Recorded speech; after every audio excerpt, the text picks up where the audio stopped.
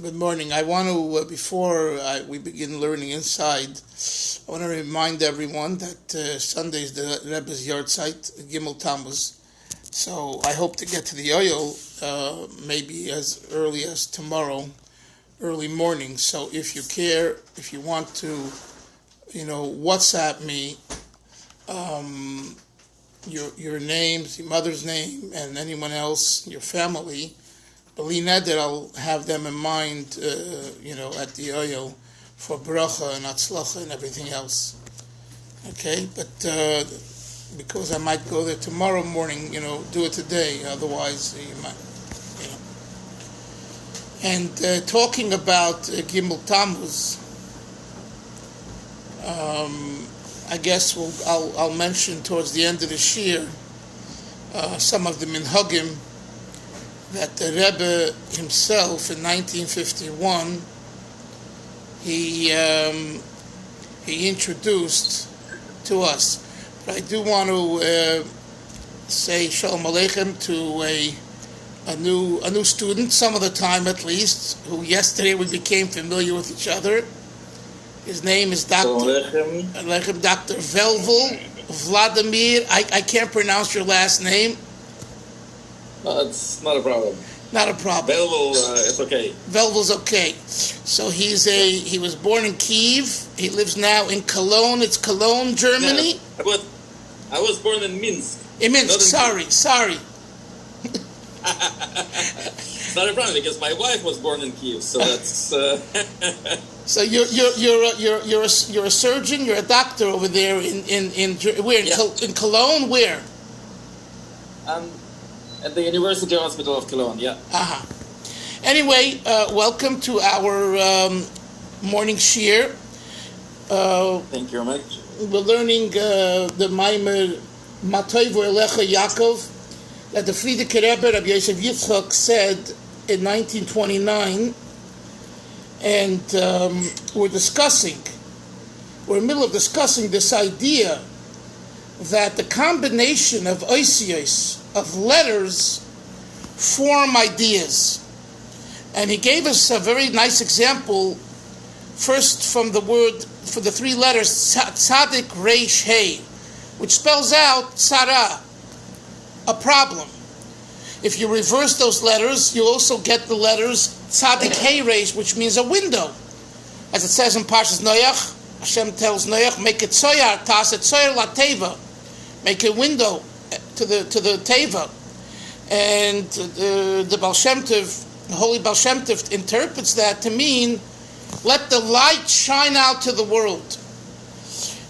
And so, if you reverse it a third time, you get the Reish Tzadik Hey, which means to run, to yearn, to long, which is the idea of something being so internalized that it becomes who you are. That when you do it, it's noticeable that this is who you are. And the Rebbe said, this is the way a Yid should daven. When a Yid davens, regardless of how long or how short they daven, right? If you don't have time in the morning, you daven a short davening, whatever the case.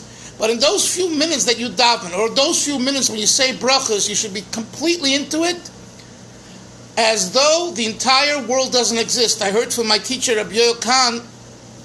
He once said that the time of davening, he used the following Yiddish expression. The time of davening is the time when men zogt sich up von der Welt. Another way of saying it is megezegen sich von der Welt. You say bye-bye to the world. And I'll never forget him saying this, and it made an impression. I still remember it till today. Those few moments when you daven, if you could internalize the davening, nothing else exists. Not your practice, and not your wife, and not your children, and not your Rebbe. It's only you and God, you and Hashem. And this takes a focus. And again, it's the quality, not the quantity. So no one has an excuse to say, well, I have to run to work, I have to run to the business, I have to run to family, I have to run to buy bread. Makes no difference.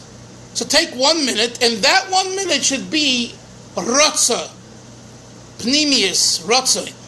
And this is something the Rebbe says, that is the way. It's interesting, Hillel, how he alludes to it. He says that's the way to counter tzara problems. And even psychologically, if you think of it for a moment, I always repeat what Dr. Avram Tversky Olav Sholem told me years ago when I interviewed him. He told me that he does hypnosis, and when he's able to bring back cancer patients to the way they were as young children playing ball in the grass in a park with the sun shining and green fields, he said to me, they actually experienced during those moments of time less pain from the illness. That's what he told me. So, and that's a medical doctor, a psychiatrist telling you a real live case, nebuch, of someone who's suffering and hurting, right? The Rebbe in Chassidus, there's the same ideas, just in different words, and we need to just open them up. And that's what he says here, that if you will be rotzah, if you'll be really into the mitzvahs and to learning and davening where it's really your true will, and you have a chayes pnimi, you have it's noticeable that you're totally there, it'll take away the tzara. It'll take away the tzara. Or the other example that the Rebbe himself repeated once by Fabrengen was of the famous tzaddik, the Mozhitz Rebbe. There's a Hasidic group called Mozhitz. They are the other Hasidic group in the world of Hasidism has beautiful nigunim. Many of them long stanzas of nigunim with many stanzas and without words. The group, the Hasidic name of that group is Taub, T-A-U-B, the Taub family, and they're very melodic and composers of music. So the Rebbe that was, I forget his first name, that lived pre-war in Poland, I believe, he needed an operation, and it was, I think, maybe a brain surgery. It was a very sensitive operation. So the doctors naturally wanted to give him anesthesia to do, and he said no. Amputation. What? It was an amputation. An amputation, okay. I heard it one way, whatever it was, Yaakov. It wasn't rosy, okay. And he said, no, I'll sing a niggin that I composed, and you do the operation. And he didn't. And they say, that he didn't feel the pain, that he was able to be in such a state of tfeikus that he didn't feel the pain. So again, it sounds like a fairy tale, It's not, especially I'm talking to a professional, a doctor here, but the Rebbe repeated it. If the Rebbe repeated it, I believe that it's kachi, that it's possible. What? I've also had cases of people who went through surgery doing nothing but listening to the sound of my voice on tape. Wow. I say about that, I get to listen to my voice in my head all the time. No way I'm going through surgery. but I have had people who've done that. Right. It's a great gift. Right. But, so, when you hear a story with a big tzaddik, the Mozhitz Rebbe, the Lubavitcher Rebbe, it's like what does that have to do with me? I'm a regular person. It's not shaykh to me. The answer is wrong. And that's what the Rebbe says in the Maamar, the previous Rebbe of Yosef Yitzchak says, that from Rotza you can alleviate tzara. Going back to his overall point is that oisios, the combination, in Hebrew the word is the tzirufim, and this is words used in Kabbalah and Hasidus. Tzirufim, the combination of letters makes all the difference. I want to point out another thing, show you how it's practical. sometimes there's an issue in someone's life. And they go to doctors, and they go to rabbis, and they go to rebbes, and they go to mekubalim, and they run all over. And later they find out that the base, let's say, of the word levavecha in their parshios of the tefillin, and we have a sefer here, Moshe, is scratched, is missing. And as soon as they have that repaired, they find it somehow, the issue goes away. And that's why, speaking about the Rebbe and his yahrzeit, one of the most common answers that the Rebbe responded to people when they wrote him about many issues and many tzaras was bedikas tefillin. Check your tefillin. And at times people wondered, Rebbe, what checking the tefillin? What does it have to do? When you check your tefillin, and if the oisiyos are messed up, just as an example, it messes up things in your life. You correct the oisiyos, it corrects the situation. So this idea of oisiyos and the combination, the tzirufim of oisiyos, is a very, very real and practical thing. And that's why the Rebbe suggested it to the average person. And there are even videos online that you could see of some people coming to the Rebbe, and he tells them, check your tefillin, and they say to the Rebbe, because they either knew that the Rebbe would usually say that, Rebbe, I already checked my tefillin, or my mezuzahs. And I saw a video where the Rebbe says, can't be. No, I believe you check your tefillin and your mezuzahs. But okay, now he's a Rebbe, a tzaddik. In other words, if there's something wrong in a particular, and he tells you can't be, then you have to recheck it. And they rechecked it, and they found something. So, I'm just saying, the oisiyos are a very, very important thing. And the same is true with ksubas, the mekubalim of Kaduri and others. They were into the names on ksubas, on the ksuba. Is it the right name? Is the spelling the right name?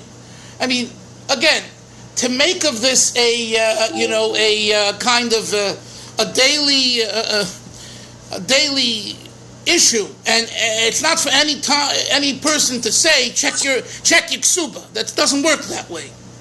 But to yourself, you have to make the right keli. So we're talking here about making the kelim, making the vessels, and the Rebbe says that's why. One second, Hill. That's why oisiyos are called kelim.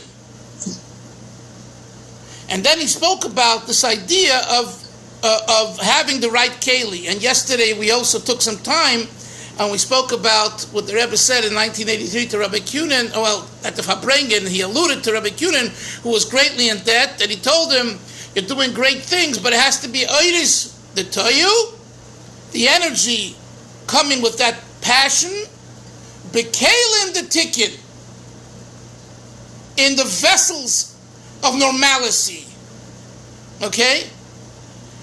Of course, just to be too normal is not normal. It's too normal. We want energy, we want chayas, but through a normal channel. Yes, Hillel. I just wanted to comment that it's particularly appropriate to be learning about the Osios on Rosh Chodesh. We're in Musaf, we have the Kavanah of the different tzirufim of the Shem Havaya that rules each month. That's right. Thank you. Okay, so page 195. We're now at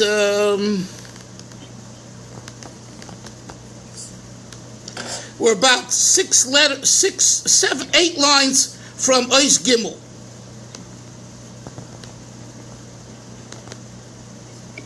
Umehen went 1, 2, 3, 4, 5, 6, 7, 8, 9, 10, 11. 11 lines, 11 lines from the beginning, the last 3 words on the line. Umehen hu harapach. Does everyone have it? Please follow. Yeah. Umehen when we talk about the shattering of the vessels in the world of void and chaos, who are apach nitzutzim, this forms, Yaakov, 248 sparks. Shetzlichim lehizbarir 48? 288. I'm sorry. 288 sparks shetzlichim lehizbarir badalat golius that need to be nizbarer, refined through the 4 golius. And he says, listen to this, Velvel. Asher reish beis nitzutzos, 202 of these sparks, nizbareru begolus Mitzrayim, were taken care of during the Egyptian exile. We already refined 202. Ukumashikosov, how do we know? Because the Torah says, V'gam Erev Rav, and also the mixed multitude, Ola Itam, came along with the Jewish people. Erev Rav, Erev means mixed, Rav means multitude. How do you spell Rav? Reish Beis. What's the gematria of Reish Beis? 202. So Yonason, we see that the 202 went through the process of Golus, Mitzrayim, and we left Mitzrayim, means we finished with Mitzrayim. Also an important point here. Hillel, yesterday we were talking, he said, I don't have any real, I haven't traveled, don't have any real desire to travel, although in younger years I used to like to travel. And it could be. One of the reasons is that you finished the birurim of traveling. Mm-hmm. Because traveling is an avodah. It's not just, I'm going to see a nice place. You're there for a purpose and a mission. You're there to refine the sparks of godliness wherever you are. And at a time when kind of you don't feel that need anymore, whatever the case, could be that's a message from heaven for you. You finish those sparks. Let someone else. What? It's a nice thought. Yeah. No. Because again, it's because the perspective, Hillel. What's the perspective? That everything that a Yid does is to refine sparks of godliness. So why is it that just because, okay, so now it's COVID, we can't travel as much, but it's finished. No, when I start traveling again, and all of a sudden, I know myself. In my younger years, I was a bigger traveler. Now, Ashra Yeshua Yisecha, I'm so happy to be home. My grandfather of Shalom was a Romanian Jew from Romania, and he didn't come to my father's wedding in Brooklyn. And, it's his parents. And he said, Ashra Yeshuv Eisecha. I came to Eretz Yisrael. I survived the war. I just want to sit here. It happens to be also, he had a fear of flying. But that itself, he made it up in his mind. When did he fly? He never flew. I don't think he ever flew on a plane. He went on a ship from Romania to Eretz Yisrael, But anyway. So get back to the text.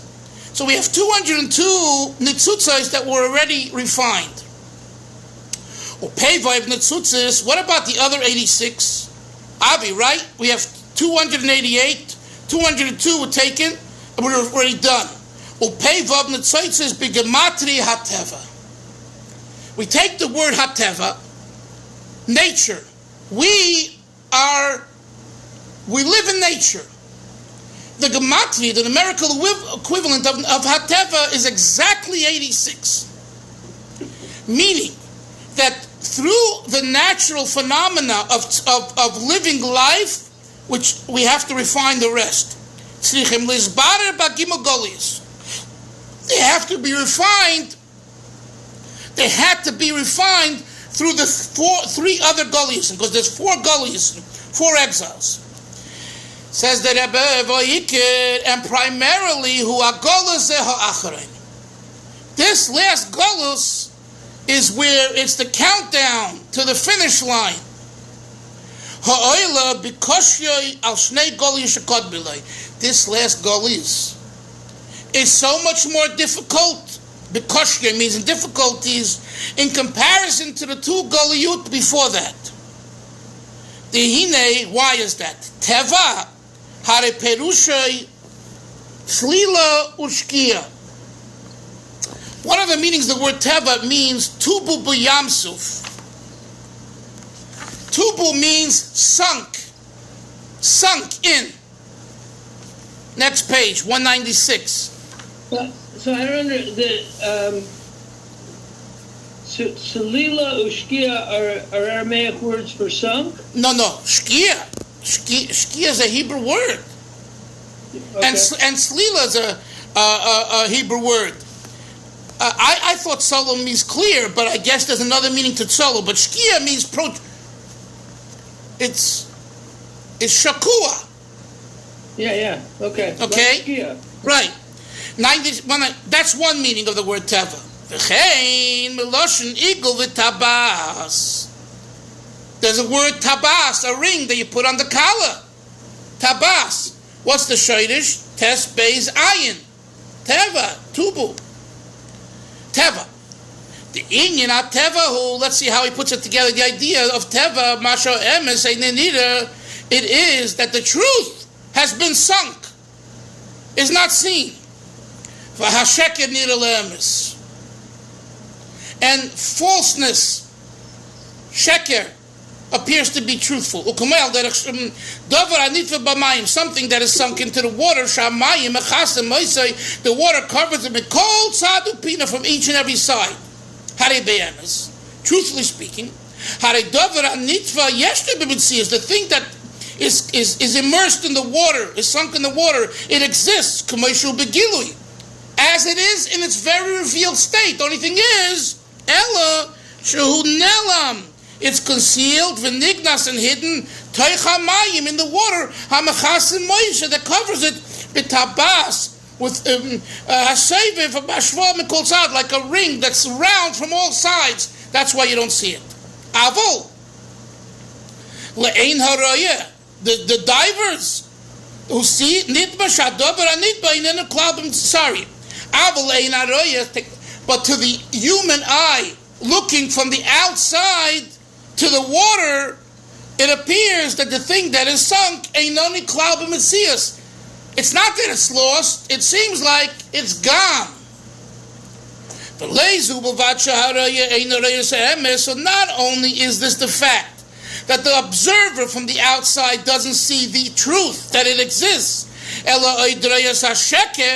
he sees the lie. And he thinks that the lie which covers the truth, is the emes. And he thinks that that's the truth. Says the Rebbe, and this is the added darkness, God forbid, shel haribui halomis v'estayim, of the many concealments, begolos ha'achrin, in the last golos, amashe kod maloi, in comparison to before. A very interesting analysis the Rebbe is saying here. Saying here, the difference between the two previous golos and the one we're in now, the difference is that not only don't you see the truth, but you think that what's false is true. And apparently, it seems from the way he phrases it and writes it, that we didn't have in the two previous Golusim. You knew there's truth, and then you knew something's false, and that's it. But to go and believe what's false is true, that is a new chiddush of the last Golus. Although we had we had many our people of gezeiros, of decrees, bad decrees.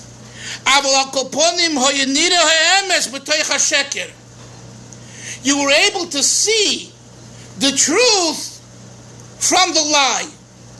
In other words, and it's true, let's say, in Russia and in Poland, and a Yid knew that a Yid's a Yid, and the wicked is wicked. It was very crystal clear. You knew, right? Here, in this Golus, we are fooled. And we think that the lie is sweet and good. In the past, the Rebbe says, worldly matters, lo yitridu, they didn't disturb a person kol kach, as it's now bikvis in Mashiach. The heels of Mashiach.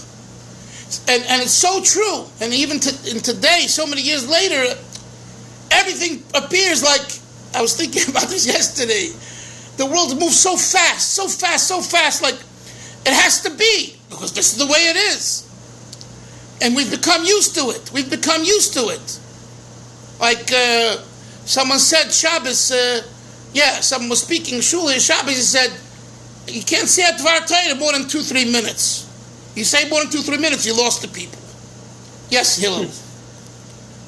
I just wanted to review the Seder of the Galios. The last two were Yavan and Edom. There's Golos Mitzrayim, Golos Poras, Golos Yavam, Golos Edom. Correct. No, I thought Mitzrayim was not considered one of the Arba Galios. That was sort of the shorish of all the Galios. So then which is the fourth?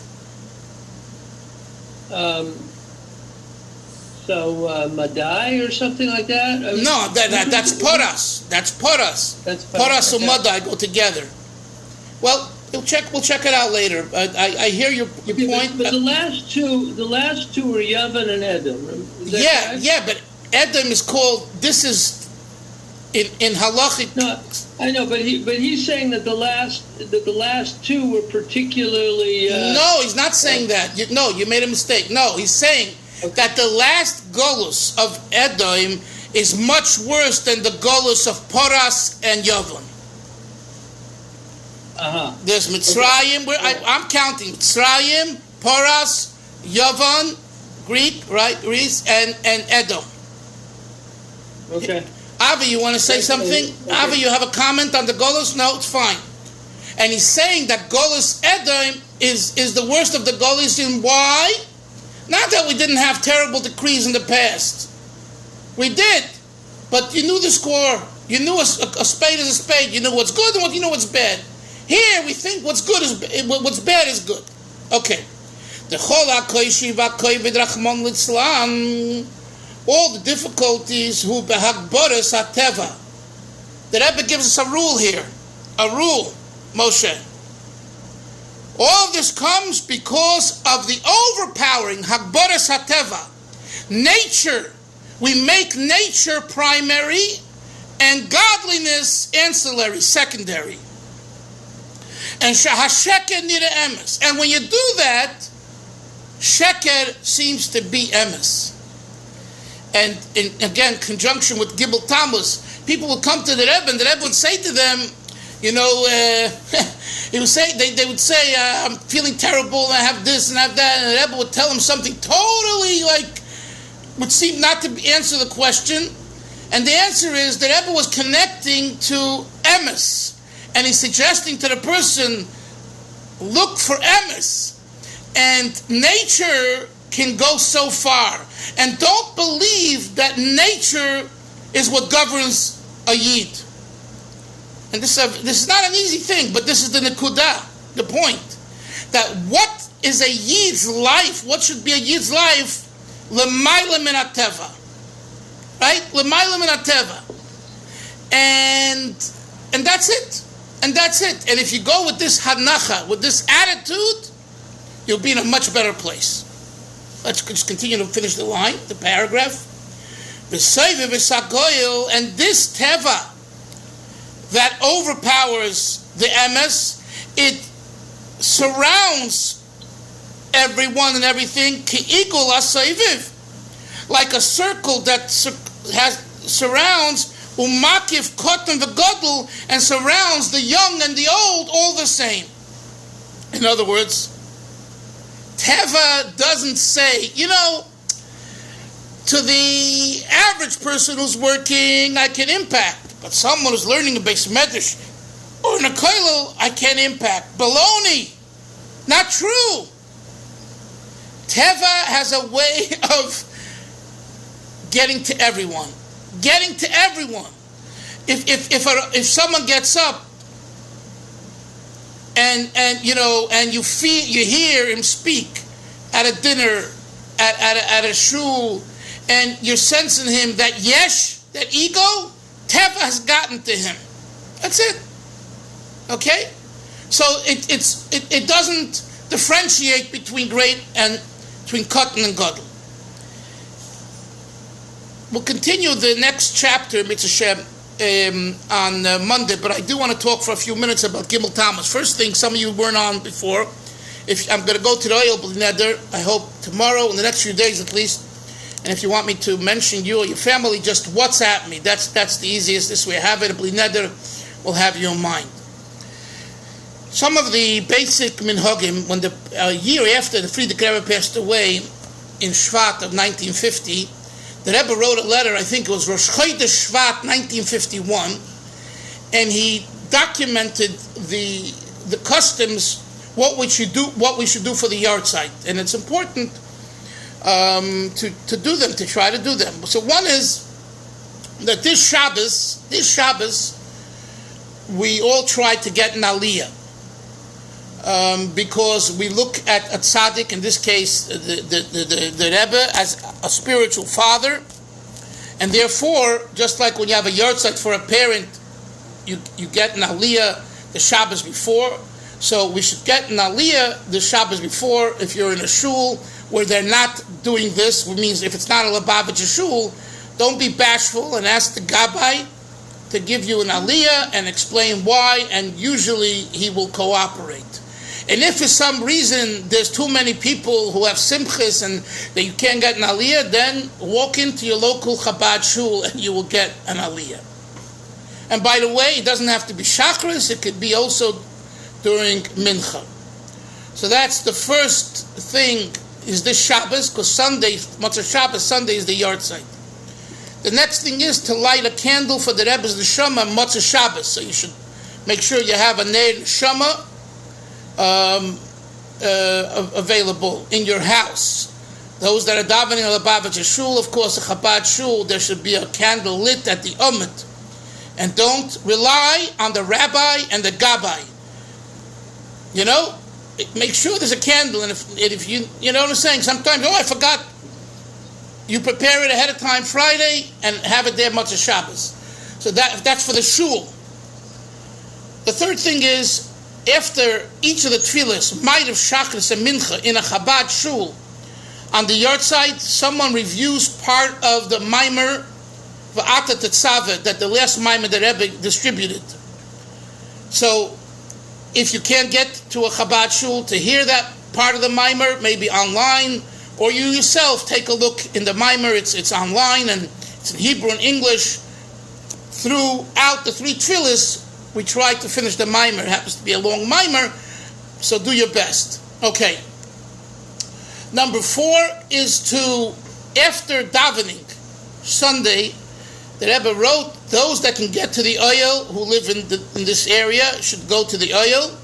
Those that can't should write a pidyon nefesh, a note, a petition note, a soul redemption note, and put it into one of the svarim of the Frierdiker Rebbe. In our case, it would be the Rebbe's svarim, whether it's Lakutei Sichos, Maimorim, or the Igros Kodesh.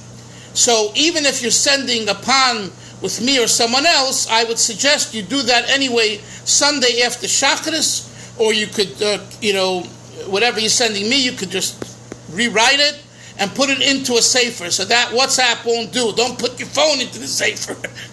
Put it in writing. A pan begins with... Yes? Is the idea of a pidyon nefesh a request? Yes, but it's a request. It's not just a letter. It's a soul letter. Yes. So the answer is, and I was going to say, it starts with a particular words. Ana le'oirer rachamim rabim. I wish to arouse abundant mercy. And then you write avuri, for me, your name, son of your mother's name, va'avur, and for, and then you mention everyone else. And this could be in English too, or in French, or in Russian, makes no difference. And then, you write what you feel. Generally I write, a general few lines before I get into the particulars, of learning and davening and having Kabbalah soil and good health and simcha and parnasa, but there's no rules. You write, like you say, what you need. So that's called a pidyon nefesh. And it's good to write there that you will give b'li neder tzedakah to one of the institutions of Chabad, of the Rebbe, of Lubavitch. It's good to give tzedakah to anybody, but in this case, you're writing to this tzaddik. It's better to be associated. The Rebbe writes with the Chabad. So, and then later in the day, give some tzedakah to a Lubavitch and Moisid. Then during the course of the 24 hours, to learn Mishnayos of the Rebbe's name, Mem of the Rebbe's name, to learn, it's best to learn all the Mishnayos for the letters. If not, learn one Mishnah if you can per letter. Okay? Again, in Hebrew or English, but to learn the Mishnayos during that day.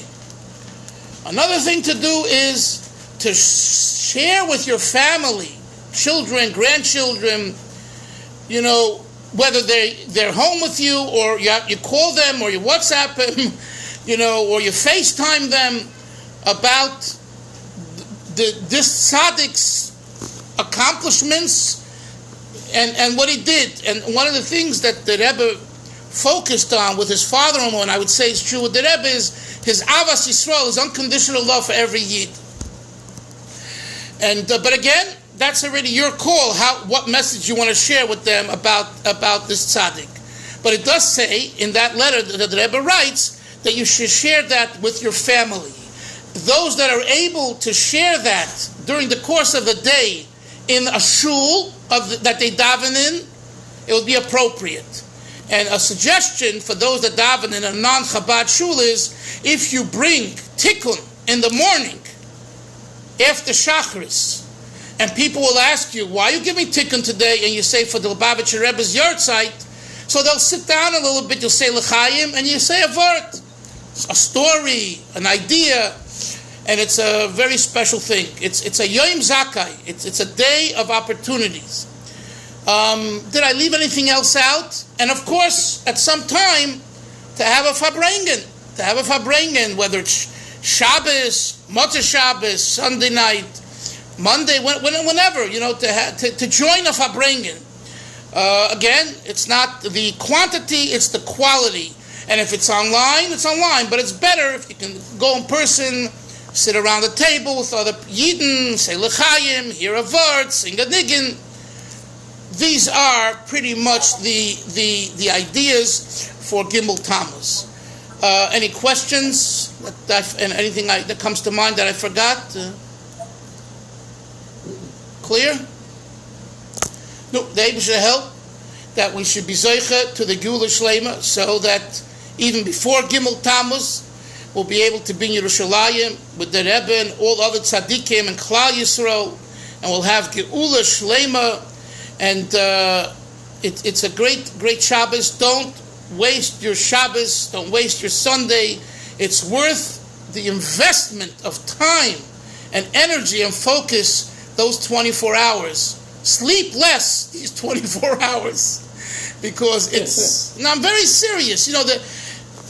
I've told you many times, there's a concept, we say it in Ma Tovu Lecha Yaakov Mishkasecha, the Maamar we're learning in davening, Eis Ratzon, an auspicious time. Have you ever asked yourself, what does it mean, an auspicious? When is there an auspicious time? If there's an auspicious time, I want to get through the door. And as a general answer, the answer is this manim of Shabbos and Yom Tiv are Eis Ratzon, and also when Tzaddikim's yahrzeits and special days, it's an Eis Ratzon. I can tell you that Gimel Tammuz is an Eis Ratzon. That's all I can tell you. And therefore, it's foolish to waste time on such a day, because every moment is precious, and you have 24 hours. That's it. That's it. After 24 hours, technically it's after the yahrzeit.